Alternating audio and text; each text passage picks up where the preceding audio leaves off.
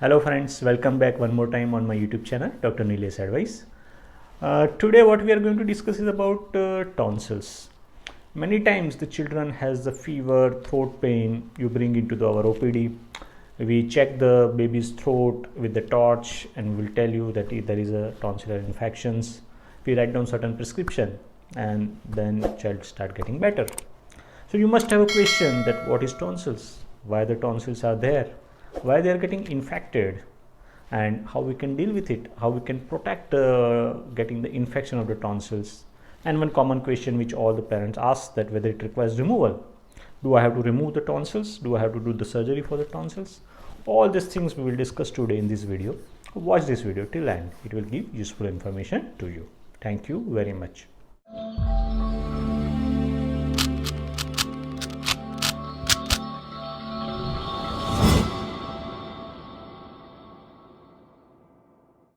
Many times the children of the less than 5 years, they come to our OPD with the high grade fever, throat pain, sometimes the cough related with the nasal discharge, and we make the child sit. We will ask them to open a mouth. We will see with the torch and we can see that there are tonsils enlarged. There are infection of the tonsils. So what are the tonsils? Tonsils are basically, if you open the child's mouth and on the back of the throat near the end of the tongue, you will see two marble shaped area on the both the side, like the right and left. There are two marble shaped area organ that is known as the tonsils. They are small marble type of the organs inside the throat and which is getting the infection. Now you must be wondering that if it is going to get infected, then why the God has kept there? Suppose you have one palace and you want to protect whatever valuables are there inside the palace. What will you do? You will keep some guards, you will keep some policemen at the gate. Okay, so the same thing, the God has given us the two policemen here. There are the guards of the body. This is the gate. Nose, mouth are the gate by which the viruses and bacteria can enter into our body.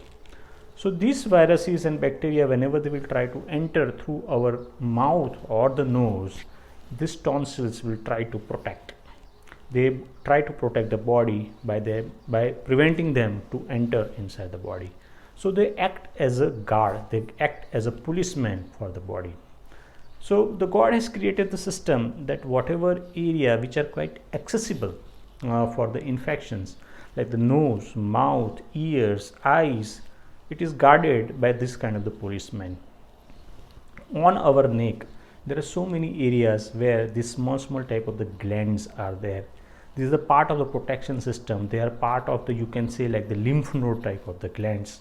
They are commonly known in our terminology as a reticuloendothelial system. So they are basically protection, they are for your immunity. So the tonsils are here, they protect yourself by protecting the germs to enter through the mouth and the nose. Okay, so that's why these tonsils get enlarged, they get bigger, and then they cause the infection. Now the tonsillar infection is very common in the younger age group. Most of the children what we are seeing in our OPDs are less than 5 years of age. Less than 5 years of the age children are more prone of tonsillar infections. They have different outing, they went to the school, they go to the outside, they play in the park, they get exposed to various viruses, bacteria. They eat a lot of chocolates, they eat a lot of the ice creams, then it can cause the tonsillar infection. Basically it is from the bacteria and the viruses. When the children eat a lot of ice cream, like the cold stuff, the cold means by touch which you feel cold, the chilled water, chilled juices, ice creams, when they eat, the surrounding area are getting inflamed, and the inflamed area is invitation for the viruses and bacteria to come, and that's why they got the fever and the tonsillar infection. Though the chocolates, ice creams are not the only reason, but yes, they are the major reason for the causing the throat infection or the tonsillar infection in the children. That means if we don't give the chocolates and ice cream, there will be no tonsillitis. No, it is not like that, because there are so many other viruses and bacteria which can cause the tonsillar infection. So the message which I want to give is that not only the tonsils are not only caused by the chocolates and the ice creams, but there are other viruses and the bacteria which can cause the tonsillar infection. Now whenever we are talking about that, don't give the cold food to the child. So many parents have some confusion that what are the cold food. Basically cold foods means which you can touch and feel the cold. So like the chocolates, ice creams, maybe the chilled juices, cold drinks, those are the cold food. But as in our traditional system, we have labeled some food as a cold food and some food as a hot food. So like in our Indian tradition system, if you will tell that the buttermilk is considered as a cold food, yogurt is considered as a cold food, but as our understanding, like the allopathic understanding, those are not considered as a cold food or the hot food. Basically cold food means which by touch you can feel the cold food. So I hope I have cleared out that what are the tonsils and why the tonsils are getting inflamed. The tonsils are getting inflamed because they are the guard, they are the policemen, and they are trying to protect our body from the viruses and bacteria. They fight with the virus and bacteria. In that process, they get infected, they get inflamed, and that's why the fever and throat pain come. What are the common symptoms if you are getting the infection of the tonsils? Infections of the tonsils, we tell it as a tonsillitis. So whenever any infections are there, we attach the itis word behind that one, like the appendix, appendicitis, tonsil, tonsillitis, like that we are telling it is an infection. So common symptoms of the tonsillar infection is the high grade fever, the pain in the throat, some cough, child will not able to swallow the food. Whenever he wants to swallow the food, he will feel the pain, some nasal discharge, and sometime here you will see the glands are getting bigger. You can feel small swelling on the both the side of the throat. Those are the common symptoms of the tonsillar infection. Depends on the type of the infection, it depends on the type and the viruses and the bacteria. Some infection can cause a skin rash also, but those all things are beyond this discussion because those things are mainly for the doctors.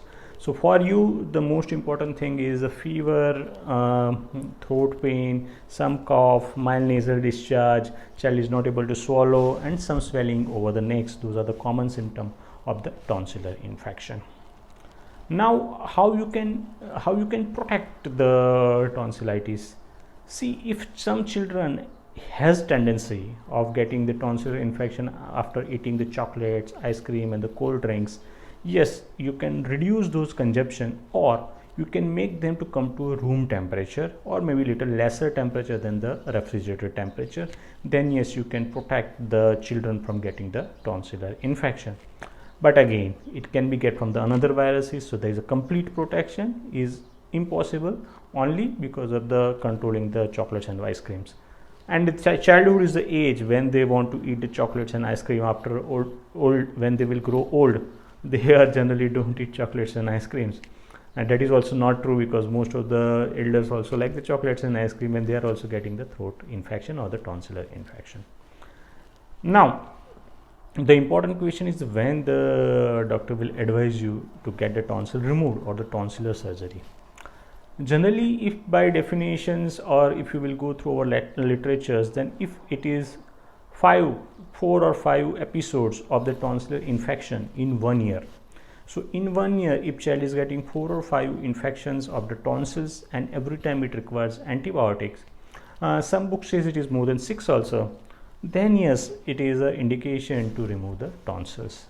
But many times what happened that as the tonsils are getting enlarged, the same type of the gland is there behind the nose, that is known as adenoids. So many times the operation or the removal of the tonsils and adenoids are done at the same time in the one anesthesia. But see, if you have to follow your doctor because your doctor knows your child better. He can advise you better when to operate for the tonsils.